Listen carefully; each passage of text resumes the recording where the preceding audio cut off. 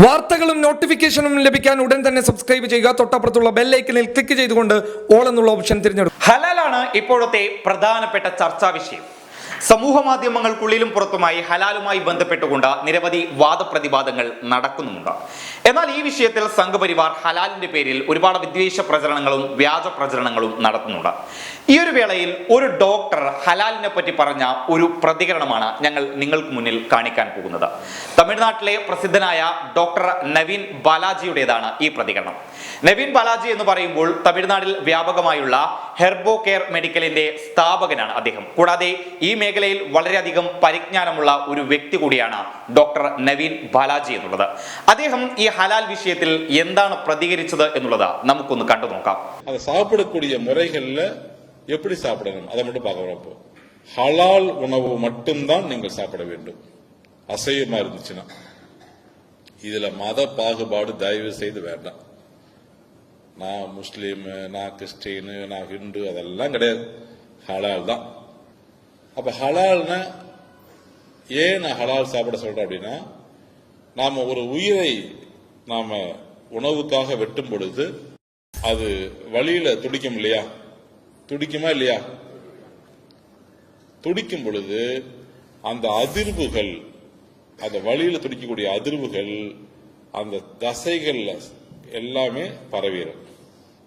பரவுனதுக்கு அப்புறம் அந்த ஒரு மட்டனை, அதாவது அந்த தசையை நாம வெட்டி சாப்பிடும் பொழுது அந்த அதிர்வலைகள் அதற்குள்ள பதிந்து இருக்கிற காரணத்தினால அது எதிர்மறையான விளைவை நமக்கு ஏற்படுத்தும். நாம் அதை சாப்பிடும் பொழுது என்ன பண்ணுவோம், அது வலியால துடிச்சதுனால அந்த தசைகள்ல அந்த வலிகள் என்ன பண்ணிருக்கோம், அதிர்வுகளாக தேங்கி இருக்கும்.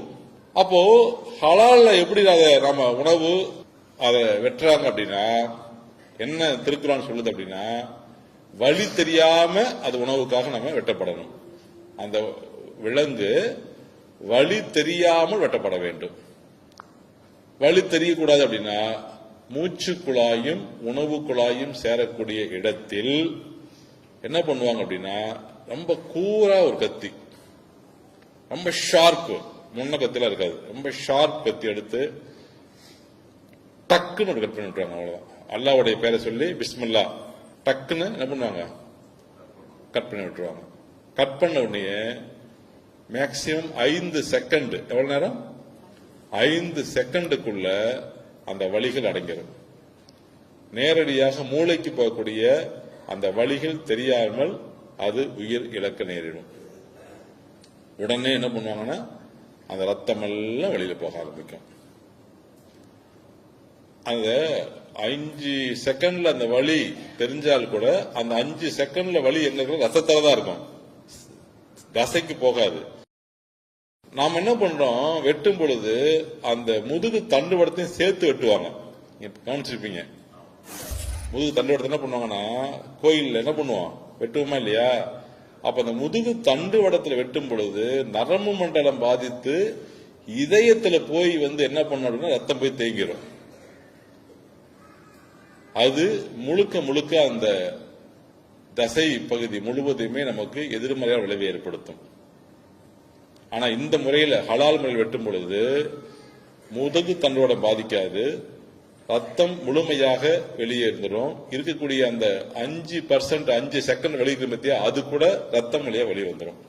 எந்த தசைகளிலுமே அந்த வலி உணர்வு அதிர்வலைகள் பதியாது. எவ்வளவு அறிவியல் பாருங்க. இதுதான் ஹலால். அப்போ உணவுக்காக நாம அதை வெற்றோம், ஆனால் வலி தெரியாமல், வலியை உணராமல் நாம அதை உணவுக்காக எடுத்துக்கொள்கிறோம். அதை நம்ம ஆய்வுக்கு உட்படுத்தும் பொழுது, அறிவியல் உட்படுத்துறாங்க, அதை வெட்டும் பொழுது ஏற்படக்கூடிய அந்த வலி என்பது தாவரங்களை வெட்டும் போது ஏற்படக்கூடிய வலிகளை விட குறைவாகத்தான் இருக்கிறது என்று ஆய்வுக்கு உட்படுத்திருக்காங்க. கிட்டத்தட்ட அதை விட குறைவு இல்ல அதான் ஆய்வுல கண்டுபிடிச்சிருக்காங்க. எவ்வளவு பெரிய முறை பாருங்களேன், ஆச்சரியமா இல்லையா? 1400 வருஷத்துக்கு முன்னாடி எவ்வளவு அற்புதமாக இதை நமக்கு கொடுத்து போயிருக்காங்க. அதனாலதான் சொன்னாங்க ரத்தத்தை சாப்பிடக்கூடாது, ரத்தத்தை மீதி கொஞ்சம் கொஞ்சம் இருக்கக்கூடிய கிருமிகள் அந்த அதிர்வுகள்லாம் அதுல வந்திருக்கும். இது பைபிள்லயும் சொல்லப்பட்டிருக்கிறது ரத்தத்தை சாப்பிடக்கூடாதுன்னு சொல்லிட்டு. அதனாலதான் கிறிஸ்டின்ஸும் ரத்தம்லாம் சாப்பிட மாட்டாங்க. ஆனா நம்ம என்ன பண்றோம், தெரியாம ரத்த பொரியல போட்டு சாப்பிட்டுட்டு இருக்கோம் நம்ம பாட்டுக்கு இந்துஸ். இதுக்கு மேல தயவு செய்து ரத்தம் சாப்பிட வேண்டாம். ஹலால் உணவு தயவு செய்து அது பாகுபாடு பார்க்காதீங்க. நான் சொன்ன காரணம் புரிஞ்சிருக்கு நினைக்கிறேன். அதை அழகாக வெட்டியிருப்பாங்க. அதே மாதிரி எது எது ஹராம் சொல்லியிருக்காங்கன்னா, அல்லாஹ்வுடைய பெயரை சொல்லாமல் அறுப்பது ஹராம். உணவுல நான் சொல்றது பன்றிக்கறி ஹராம்.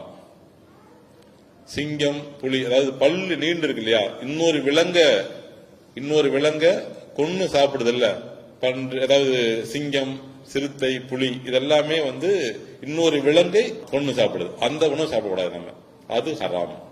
தானாக இறந்து போன உணவுகள், ஈவன் ஆடே சாப்பிட்டாலுமே தானா இறந்து போச்சு, அது ஹராம்.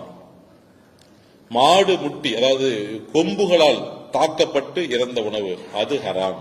நேரு வழியில் சம்பாதிக்காமல் ஏமாற்று வழியில் சம்பாதித்து அதன் வழியாக ஒரு ஆடோ இல்ல ஒரு மாடோ நாம வெட்டி அதை தானம் பண்ணால் கூட இல்ல அதை சாப்பிட்டாலும் அது ஹராம் தான். எதுக்காக சொல்ல வர அப்படின்னா, உணவுகள்ல இவ்வளவு முறைகள் இருக்கு. அதே மாதிரி பறவைகள் இருக்கு இல்லையா, கீரக்கூடியது, அதாவது கழுகுலாம், கழுகு பருந்து என்ன பண்ணும் கீரும் இல்ல, அந்த மாதிரி உணவுகளையும் சாப்பிடக்கூடாது, அதுவும் ஹராம். பாருங்க அந்த காலத்துல எவ்வளவு அழகாக நம்ம கொடுத்திருக்காரு பாருங்க. அதனாலதான் சொல்ல எக்காலத்துக்கும் பொருந்தக்கூடியது திருக்குறான். எக்காலத்துக்கும், கடந்த காலம், நிகழ்காலம், எதிர்காலம்.